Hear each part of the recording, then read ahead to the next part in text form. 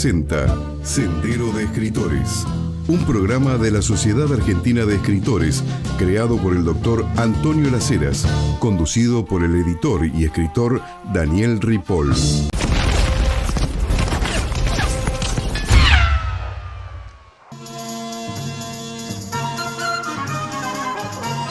Mais comment finit t'empiffrer comme ça? Empiffrer.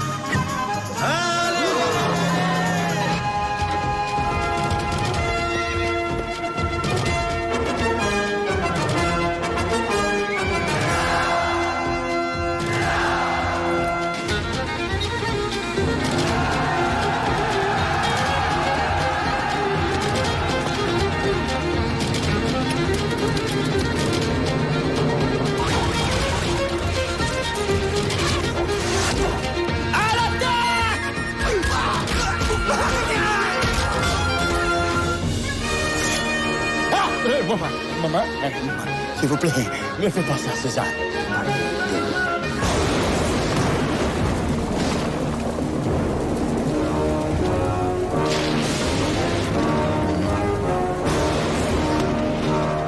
Il est tout prêt! Je sens sa présence!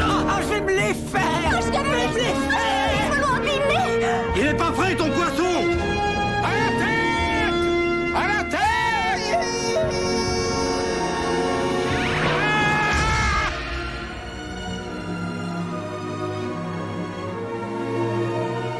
Obélix! Ah, elle t'a reconnu! Oh, Falbala!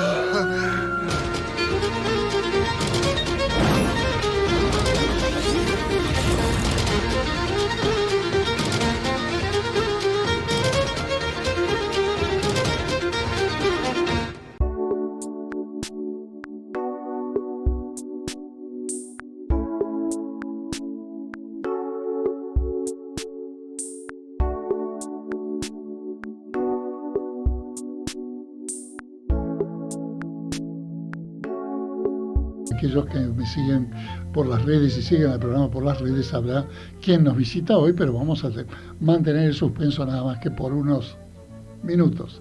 Quería comentarles algo que está ocurriendo mucho en las calles de Buenos Aires a propósito de librerías, bibliotecas enteras que suelen terminar en la calle. Hace un año más o menos, acá frente a los estudios de Radio Cultura, en la calle Guido, un cierto día, al lado de un contenedor, encontré una cantidad de libros integrantes de una biblioteca. Yo tengo mucho cariño, amor, afecto y manía con los libros, así que rescaté algunos, eran demasiados. Pero la vez anterior íbamos caminando con la productora de este programa, Viviana del Río, por la calle Guido, cuando se convierte en Talcahuano. Y justo estábamos en la vereda de enfrente de la icónica biblioteca porteña Guiraldes. Enfrente de la icónica biblioteca Guiraldes, al lado de un contenedor, había libros, seguramente desechados de una biblioteca, como este. No sé si lo ven ahí de tan lejos. Chopin y Georges Sand. Este es uno de los que recogí otros de, por ejemplo, de arte de Veronese. Pero lo cierto es que era toda una biblioteca en francés. Este libro está en francés. Y para coincidencia conmigo, levanto este libro. Y está editado en Palma de Mallorca. Y este libro se refiere al pueblo de donde proviene mi familia. Son los recuerdos de Aurore Sand, que era la nieta de la Sand conocida, ¿no? De Georges Sand.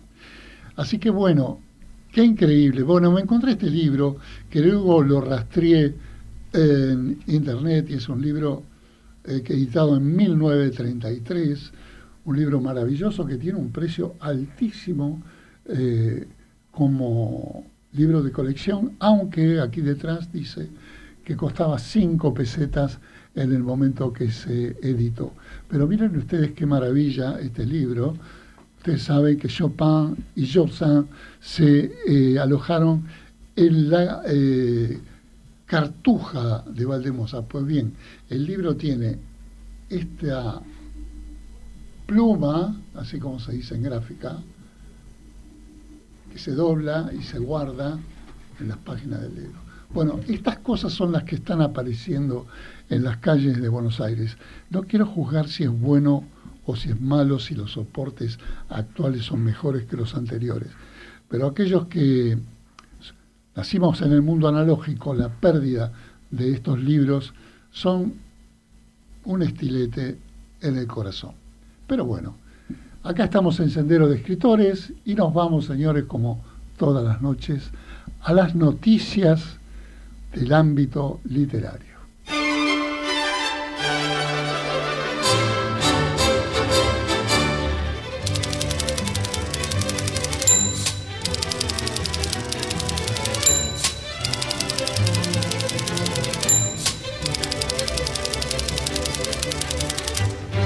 Bien, señores, voy a empezar con una noticia realmente muy interesante, muy sorprendente, por otro lado. ¿Por qué? Acaban de designar a Alina Diaconou con un premio de Francia, un premio reconocidísimo en Francia, que la verdad es algo extraordinario el reconocimiento a esta carrera que ha hecho Alina en Argentina y también por las letras francesas, dado su origen rumano, donde ustedes saben que en Rumania el segundo idioma es el francés, para poder comunicarse con el mundo. Pero bueno, yo les leo la noticia. La escritora argentina Alina Diaconou ha sido distinguida por Francia. Por medio de una carta personal, el embajador de Francia en la Argentina, Romain Nadal, acaba de comunicar a la escritora argentina rumana Alina Diaconou que el Estado francés le ha nominado con la prestigiosa distinción de Chevalier de l'Ordre des Arts et des Lettres en grado de la cultura. La comunicación fue realizada en razón de una comunicación también emitida desde el país galo por la ministra de Cultura, Madame Catherine Pregard. Entre los conceptos fundantes se destaca que Alina Diaconou se ha hecho acreedora de esta distinción tan renombrada por su valiosa contribución a la literatura y a los lazos culturales entre Francia y Argentina. Próximamente, Alina nos ha comunicado esto, también informaremos la fecha y el lugar de esta ceremonia.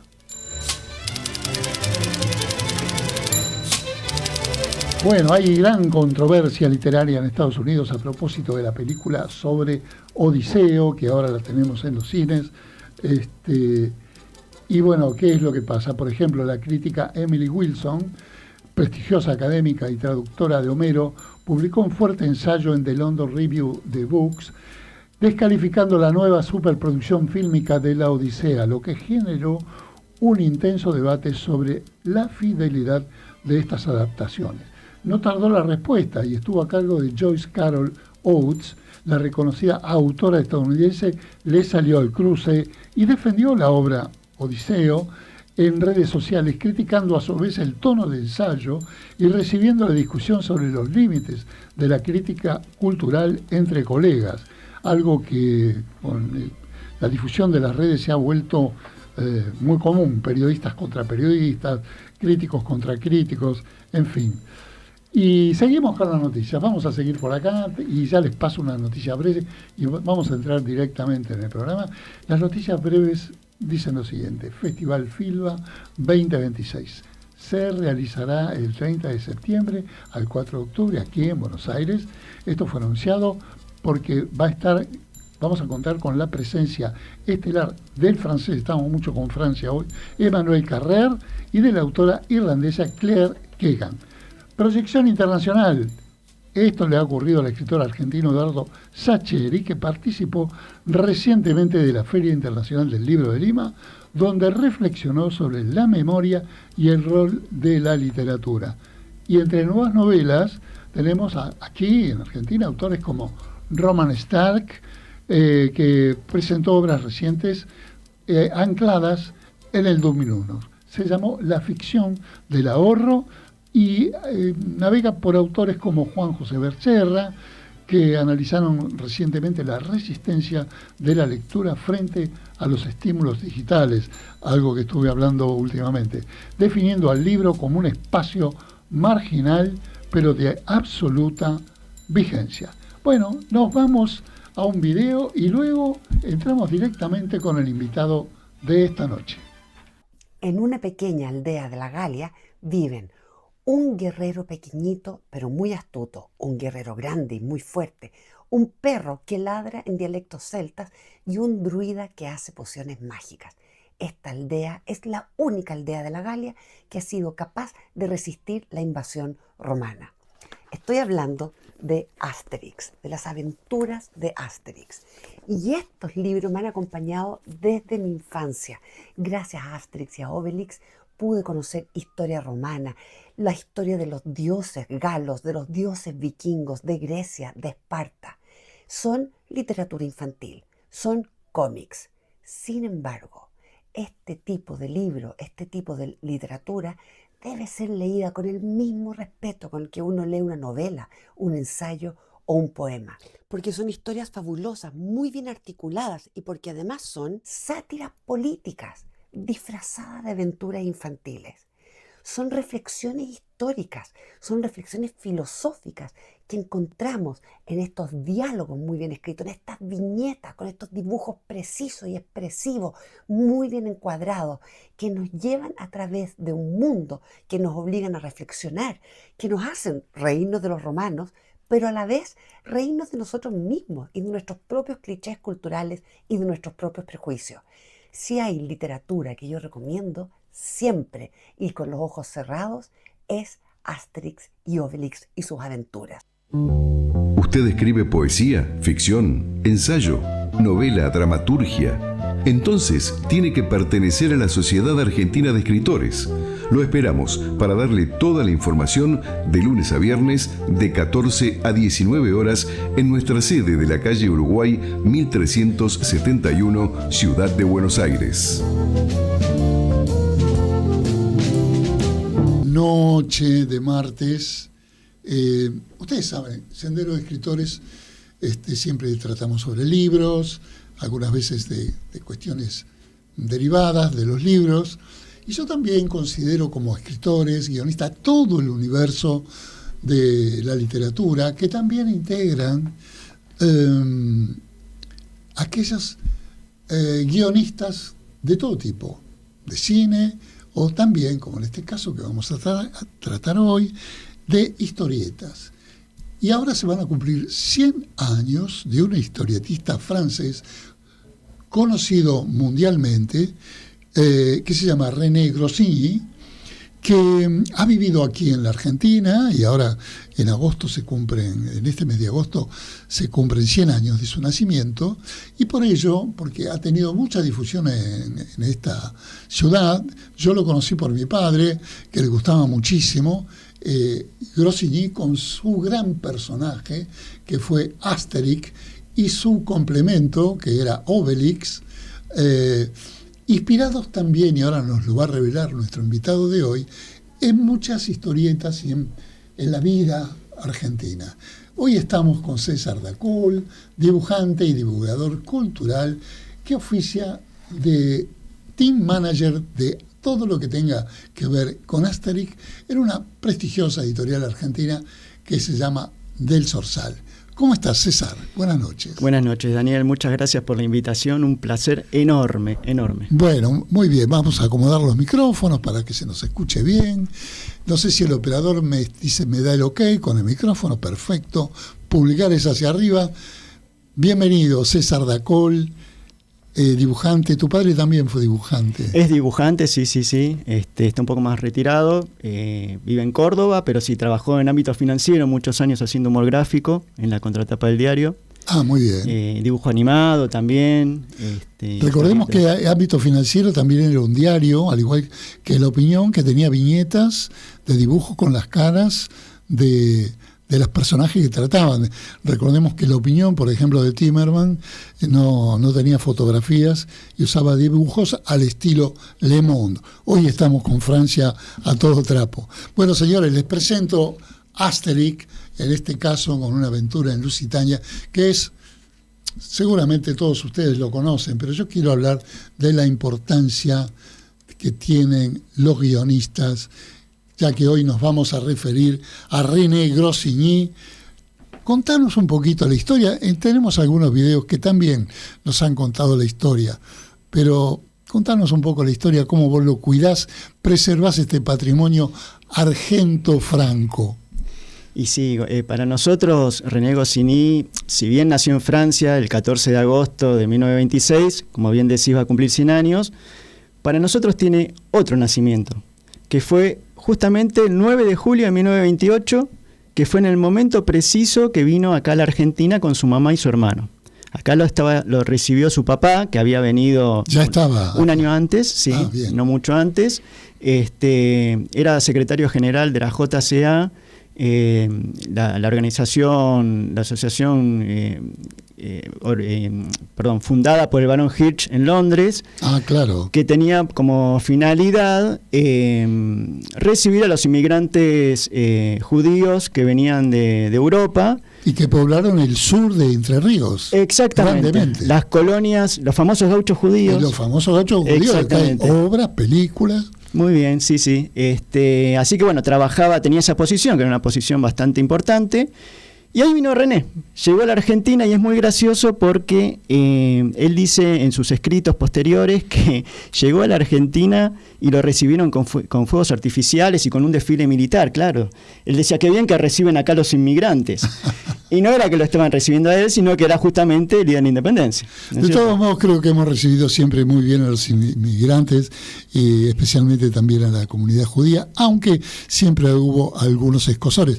Lo digo porque estamos en momentos en que la emigración, el racismo y todas estas cosas, pero en este crisol de razas, yo creo que todos los originarios se acomodaron muy bien, tanto que René Goscinny tuvo una vida destacada acá, estudió en el liceo francés y demás, y también se presentó en varias revistas, ya una vez cuando empezó a dibujar, ¿verdad? Bueno, claro, justamente acá vivió 17 años, que no es poco, toda su infancia, toda su adolescencia, y vivió una época de esplendor de la cultura argentina muy importante. El florecimiento del tango, estaba Carlos Gardel. La industria gráfica argentina en aquellos años, estamos hablando entre 1930 y él partió de la Argentina en septiembre del 45, son muchos años. Y te recuerdo que en esa época había diarios argentinos, como La Prensa, que ya había decaído un poco, pero como Crítica, que tiraban muchísima más cantidad de ejemplares que en la propia Francia. Exacto, y además el diario Crítica con su suplemento de historietas a todo color, con reproducciones de historietas norteamericanas, en su gran mayoría, Popeye, Los sobrinos del capitán, Mandrake el mago, Tarzán, un montón de historietas que de todo eso se nutría René. El diario Crítica era un diario muy popular, que salía por la tarde, que no solamente tenía este suplemento, sino que además los días sábados tenía un suplemento en color dirigido por Jorge Luis Borges. Así es, también tenía historietas. De todo eso, Goscinny siempre decía que sus lecturas de infancia eran historietas, pero traducidas al español porque eran las que leía acá en Argentina. Claro. Recordemos que también estaba la revista Villiquen, que ya tenía también historietas, pero hay un mito muy popular que dice, obviamente, que la revista Patoruzú, que era una revista muy importante en su momento, un personaje muy importante también, una revista que nació en 1936, pero ya el personaje se había publicado. La editorial era Dante Quinterno y su dibujante original. Y claro, el fundador, dibujante, director de todas sus publicaciones, ¿no es cierto? Y hay una leyenda muy popular, o al menos en el mundo del dibujo, que dice que René Goscinny se presentó con sus dibujos en la revista Patoruzú y que fue rechazado. No nos consta hasta el momento, pero sí nos consta en una entrevista que brindó en Primera Plana en el año 1972, Goscinny en una de sus tantas visitas a la Argentina, que ahí sí dice que efectivamente admiraba a Dante Quinterno, el creador de Patoruzú. También dice que admiraba a Eduardo Ferro, un gran, famosísimo dibujante. Casi un mano derecha en la revista Patoruzú para Dante Quinterno. A Guillermo Di Vito y Adolfo Mazzone, que también eran todos unos maestros de Digamos dibujo. que Guillermo Di Vito fue el fundador de la revista Ricotipo, que pobló los años 50 con un éxito extraordinario. Las famosas chicas de Di Vito, ¿no es cierto? Las famosas chicas de Di Vito, sí. Que hasta hoy son reconocibles. El otro show, el Doctor Merengue, Bómbolo, bueno, un montón de personajes. Y efectivamente, en esa misma entrevista de la revista Primera Plana, ahí Goscinny dice que se presentó en la revista Ricotipo. Claro. Y que, bueno, obviamente era un chico de 18 años, muy, muy verde todavía, muy inmaduro en cuanto a su gráfica, ¿no es cierto? Y fue rechazado. Él dice que lo pusieron de patitas en la calle. Lo puso de patitas en la calle uno de sus redactores, que era Billy Querosene, también muy, muy, muy afamado en su momento, pero él lo reconocía como un gran humorista. Claro, recordemos que el fuerte de René Goscinny no es justamente el dibujo, sino que fue los guiones.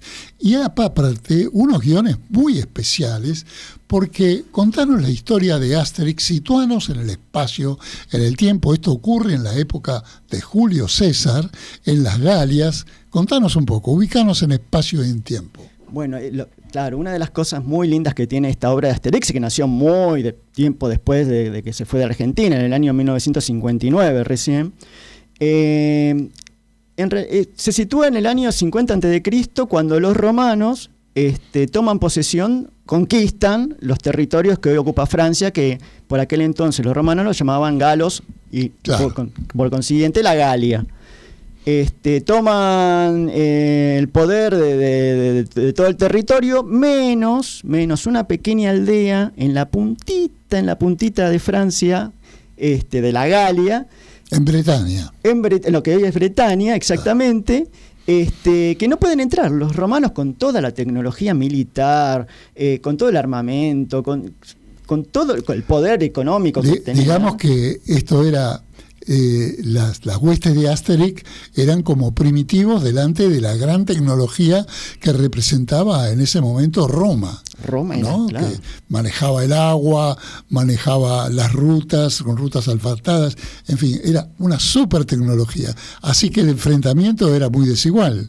Absolutamente desigual, pero ellos en la ficción, contaban con un arma secreta, que es una poción mágica que prepara el druida, digamos, el mago de la aldea, ¿no es cierto?, el hechicero de la aldea, que le da fuerza sobrehumana, por tiempo limitado. O sea, toman la poción por tiempo limitado, y tampoco les da, no son invencibles, porque también, o sea, la poción mágica lo que te brinda es fuerza sobrehumana, pero sos muy vulnerable ante un lanzazo, supongo. Y bueno, pero con esa poción mágica logran resistir al invasor. Y claro, un general, un dictador como Julio César, que era el estratega de todas estas campañas, se vuelve loco. No puede ser, toda la Galia es mía, menos ese puntito chiquitito. Todo el mundo es mío, todo el mundo antiguo. Decime un poco, ¿cuáles son los capítulos que recordás? Porque tiene capítulos en distintos países, situaciones.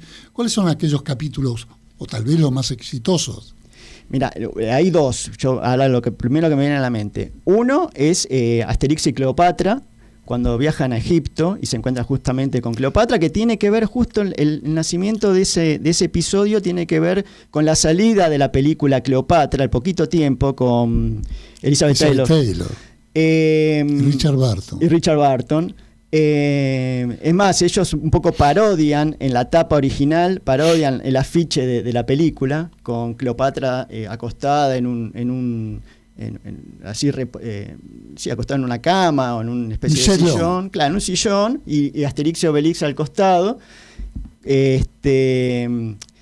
Y el otro capítulo muy, muy, muy tenido en cuenta por los lectores y que es fabuloso es cuando viajan a Bretaña, justamente a Gran Bretaña, que los romanos llamaban Bretaña, Claro. a Inglaterra, digamos, donde aparecen, por ejemplo, los Beatles, que son es muy gracioso porque dicen que son unos bardos muy famosos en el lugar. Los bardos, claro, los bardos son... Digamos que para leer Asterix hay que hacer una licencia poética, Claro. como se dice, para intercalar las épocas y además para ubicarnos en la fantasía de estos historietistas que surgen de la pluma de René Goscinny. Pero volvamos un poquito antes porque me interesa la parte de Goscinny cuando estuvo en la Argentina. Ahí adquirió muchas imágenes de Patrusú y de toda la historieta Patrusú y se va a Estados Unidos, emigra porque lo llaman desde allá. Y se presenta en una revista que también coincide conmigo, se presenta en la revista Mad, que había aparecido para esa época, se presenta en la revista Mad Magazine, famosa, de la cual con el tiempo yo fui editor en la Argentina durante varios años. Así que me conecta muchísimo. Yo desconocía que René Goscinny se había presentado en Mad. Contanos esa historia. Es fabuloso, ¿no? Goscinny cuando viaja no la estaba pasando bien en la Argentina porque había fallecido el padre aquí, entonces un tío los invita a él y a la madre a que vayan a Estados Unidos. El hermano se queda acá estudiando un tiempo más. Y tampoco la estaba pasando muy bien en Estados Unidos, René. No enganchaba. La vocación de dibujante que había nacido en Argentina, justamente por observar todas estas revistas que nombramos antes, hizo que empezara a conectarse con gente del ambiente. Y justamente uno de ellos era Harvey Kurtzman, que fue uno... Claro. Digamos, de la parte de contenidos de la revista Madera. Fue con quien convenció a William Games, que era el editor, el dueño de la editorial, a sacar esta revista icónica, perseguida durante el macartismo, luego reivindicada por el Congreso norteamericano, y que tuvo un éxito tan importante que tiraba 3 millones de ejemplares por mes. Una locura, y cerró hace poquito la Mad, no sí, hace mucho. Pocos años. Aquí Ya. tuvimos algunos percances con la edición de Mad, pero me hiciste pensar que Asterix a veces ponía los Beatles o la película de Cleopatra, cosa que también hacía Mad con las películas que las parodiaba. Y bueno, en fin, una revista maravillosa que todavía tiene un mercado secundario en las redes increíble, exitosísimo. Exactamente, vos lo dijiste, la influencia de Mad fue muy importante en Goscinny, y estas parodias vienen de ahí, vienen justamente de todo eso, sí. Claro. Él conoció a Harvey Kurtzman, a John Severin, a Jack Davis, conoció a toda esa gente que formaban parte de Sergio Aragonés, tantos autores, Don Martin. Claro, me encantaba Don Martin me encantaba. Los conozco a todos, pero aparte de conocerlo por los dibujos, los conocía porque una vez por año Mad hacía un congreso de todos sus editores en el mundo, éramos 12 creo, yo era el único en español, y nos reuníamos en distintas ciudades del mundo, donde además, como era una revista de humor muy cruel y muy inteligente y muy sagaz, nos hacían a nosotros unas bromas extraordinarias cada vez que nos convocaban a distintos países para intercambiar opiniones. Fue una conmoción. Recuerdo el momento que el gobierno, la dictadura argentina, prohibió la revista Mad, y a mí también me prohibieron, digamos. Pero bueno, sigamos adelante con René Goscinny, Asterix y su amigo Obelix. Contame algo de Obelix, acá lo van a ver, es este señor de pantalones azul y blanco, que seguramente está inspirado no en la bandera argentina, pero sí que Goscinny era hincha de Racing, parece. Sí, eso se dice así como... Sí, se dice que era hincha de Racing. Todavía no tenemos la documentación necesaria como para afirmarlo categóricamente, tampoco por parte de la familia, pero sí, se dice que era hincha de Racing. No nos consta y me es muy difícil de decir que sí. Quisiera con toda mi alma que lo sea, porque sería un elemento cultural, una influencia argentina importante dentro de su vida. No porque seas de ese equipo. No, yo no... Nada que ver, pero es Obelix, me encantaría. ¿Y el nombre Obelix? Claro, los personajes, tanto Asterix como Obelix, vienen Asterix por asterisco y Obelix por obelisco.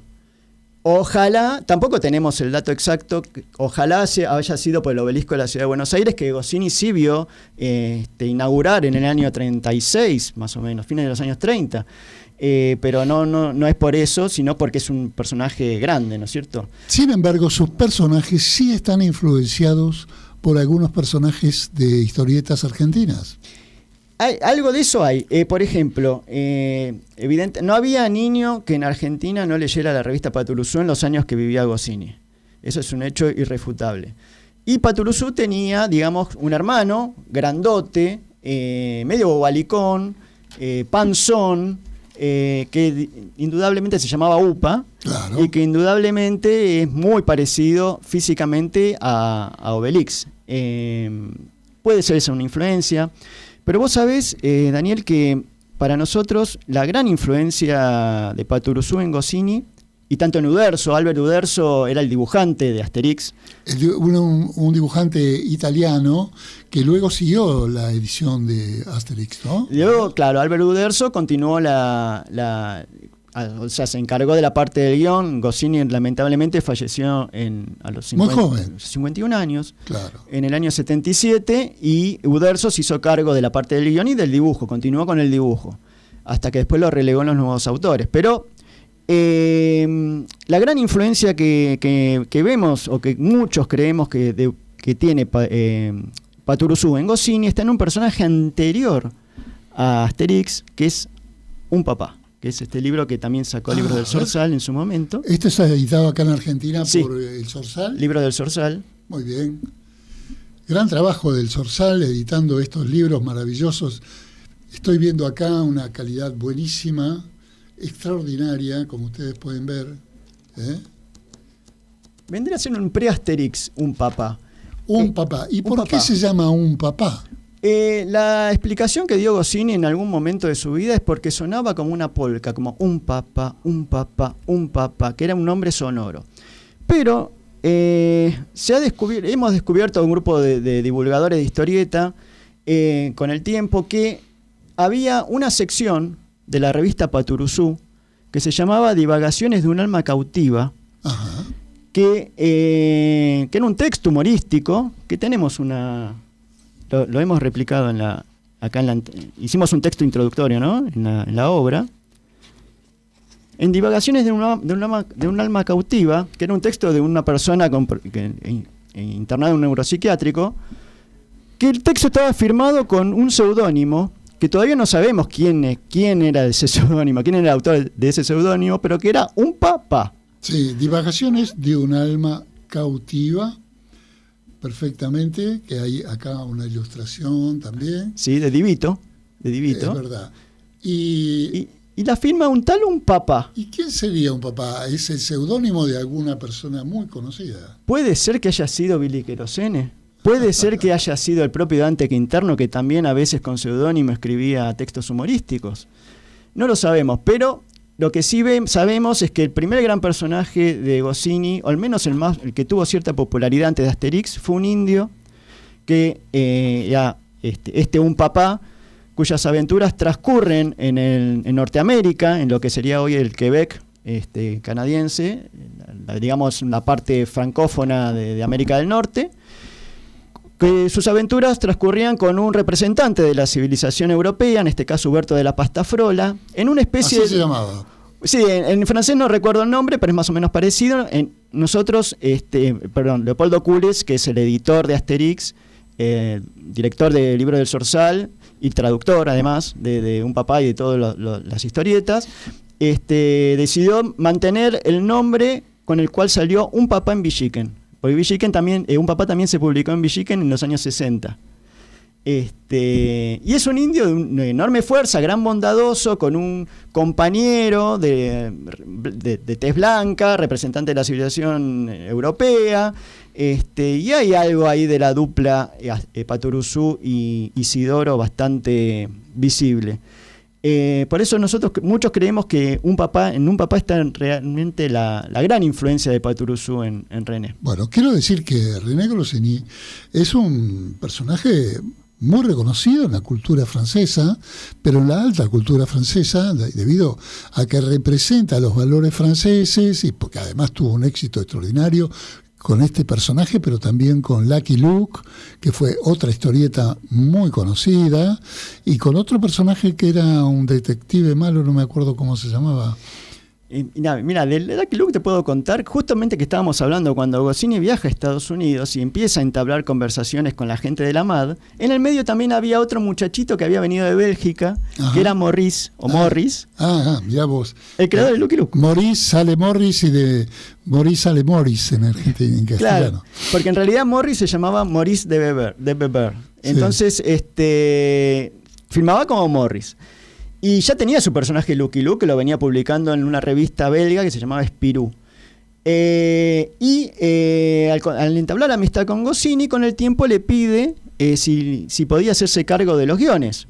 Porque él veía que Goscinny quería meterse en el mundo de la historieta. Claro, porque Goscinny, la verdad que su gran destaque es ser guionista. Ser guionista. Ser escritor, digamos. Exactamente. Y bueno, comenzó a publicar en la revista Spirou con Morris, y Lucky Luke es un personaje muy conocido también. No solo es un ícono belga, de la historieta belga, sí, como lo es Tintín, como lo son los Pitufos, Spirou mismo, sino que es un personaje muy, muy reconocido en el mundo, y acá en Argentina, bueno, también se tuvo sus ediciones, ¿no es cierto? El primero que publicó, ¿sabés quién fue el primero que publicó a Lucky Luke acá en Argentina? Y una de las primeras traducciones al español, Héctor Germano Estergel, en la revista Frontera. Claro. La revista Frontera, donde también trabajó Hugo Pratt. Hugo Pratt fue un dibujante italiano que se radicó en la Argentina a fines de los años 50 y realizó algunos personajes inolvidables, un gran marino, ¿verdad? Uh-huh.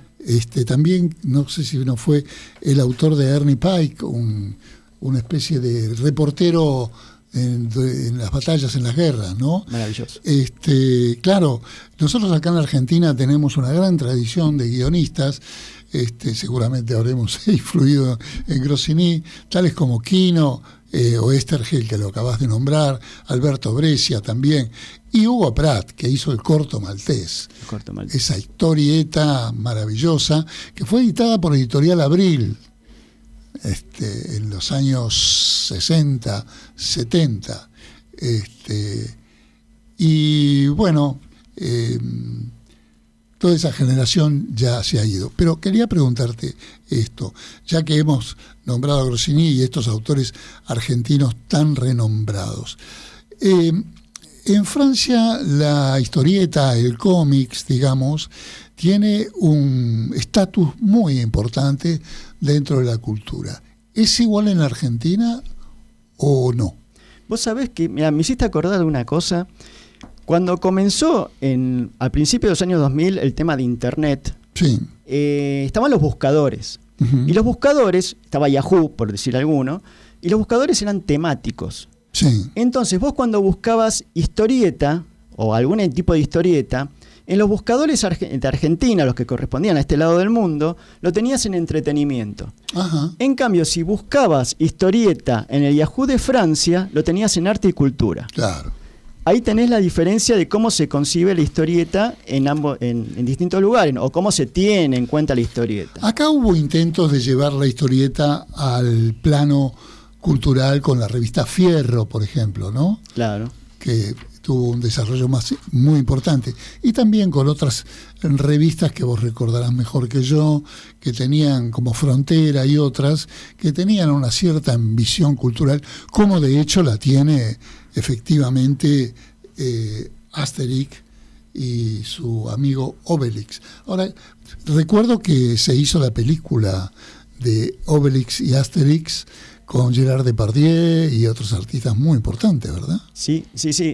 Hay toda una serie de películas que se realizaron con actores, con live action, como se dice ahora, pero también en dibujo animado. Y René Goscinny llegó a hacer una película que no está en los álbumes, que se llama Las 12 pruebas de Asterix, que con Libros del Zorzal hemos compilado el libro, pero en relato ilustrado, que es un guión original de Goscinny para una película, que se presentó en cines en el año 76 y acá habrá llegado en el 78, 77, por ahí. Que es un guion original de Goscinny, además de otros dibujos animados que se han adaptado en, por ejemplo, algunos álbumes, como recuerdo ahora Asterix y Cleopatra, se adaptó en dibujo animado, estamos hablando de los años 60. Claro. Asterix el Galo, y posteriormente también, ya con nuevas tecnologías, inclusive en fines de los 90, principios del 2000, ya donde la animación por computadora empezó a hacerse uso. Me acuerdo ahora de la Residencia de los Dioses. Bueno, empezaron a trasladarse un montón de álbumes el ámbito cinematográfico, al formato cinematográfico. Bueno, como lo fue acá también muchas de los historietistas, empezando por García Ferré, ¿no? Es una conexión muy visitada, el cine y la historieta. Exacto. Sí, García Ferré es el Walt Disney argentino prácticamente. Argentino y español, ¿no? Porque en España tuvo gran repercusión. Sí, claro, sí. Gran amigo mío, a García Ferré, lo recuerdo con mucho cariño. Recuerdo que por él empecé a investigar sobre lo que significa China industrial y culturalmente, porque era un fanático de China y me decía que allí estaba el futuro de la humanidad. Y bueno, por él, que me regaló algunos libros, y charlábamos sobre este tema tan importante que hoy es una realidad inconstatable, ¿no? Por todos. Y qué lindo mencionar a García Ferré, porque mirá lo que son las cosas, cómo se entrelaza todo, MAD, Corto Maltés, Editorial Abril, un montón de cosas. García Ferré fue el primero que publicó Asterix en Argentina, en la revista Anteojito. Fue el 12 de julio de 1973.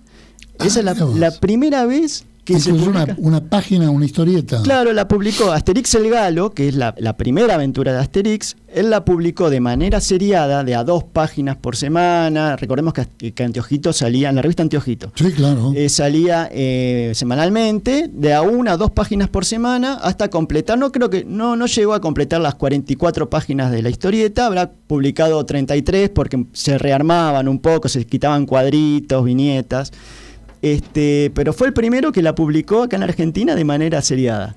Decime, ¿cuál es el plan de la editorial El Zorzal para con todo este tipo de obras? Mira, Leopoldo Cules, que es el alma mater de todo esto. A quien también conozco, lo he visitado hace algunos años también. Leopoldo es fanático de Goscinny y él se considera el editor argentino de Goscinny. Entonces, su idea, que por eso le estamos trabajando con tanto entusiasmo, es tratar de rescatar acá en Argentina y que se lea la mayor cantidad de obras de René Goscinny. Ya se ha publicado Asterix, Lucky Luke, toda la etapa de Lucky Luke de René Goscinny con Morris, Is No Good, que es un visir. Ese es el malvado que yo me refería. Is No Good, Is No Good, porque siempre hacía juego de palabras, ¿no? Claro. No está bien, claro. No está bien porque está loco que quiere ser califa en lugar del califa. Quiere derrocar al califa, y así como sucede con el correcaminos, que el coyote que nunca puede atrapar al correcaminos, sucede lo mismo en estas aventuras. Claro. Nunca puede ser califa. Siempre algo le sale mal. Un papá, y El pequeño Nicolás, que es otra de las grandes obras, no es historieta, sino que son relatos ilustrados por Sempé, por Jean-Jacques Sempé. También el libro del Zorzal ha publicado los 14 libros de la serie, más la historieta original donde nació El pequeño Nicolás en el año 55. El pequeño Nicolás nació como una historieta y luego se cambió el de formato al relato, al cuentito ilustrado, ¿no? Ahora bien, dado que René ha vivido en Buenos Aires, estudiado en el Liceo Francés y que conoce Buenos Aires como la palma de su mano, ¿quién no la va a conocer a los 17, 18 años, no? Esta ciudad tan atractiva para entonces, que a él le resultaba mucho más fascinante y realista que la París que le contaban sus padres. ¿Qué involucramiento tiene la cultura y la ciudad de Buenos Aires con René Goscinny y con esta obra, Asterix? Un montón. Primero, él se consideraba argentino, él decía, Argentina también es mi país. Él era francés, obviamente, en los papeles era francés, pero un pedazo de su vida estaba acá. un pedazo Claro. de su corazón estaba acá. La gastronomía... Bueno, como dicen ahora, el argentino nace donde quiere. Es exactamente.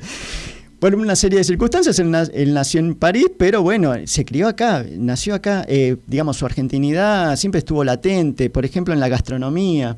Él decía, su hija decía Anne Goscinny, que también es escritora y es la curadora de su obra, que recientemente también desde el Libro de Sorsal estamos publicando su trabajo. Bien.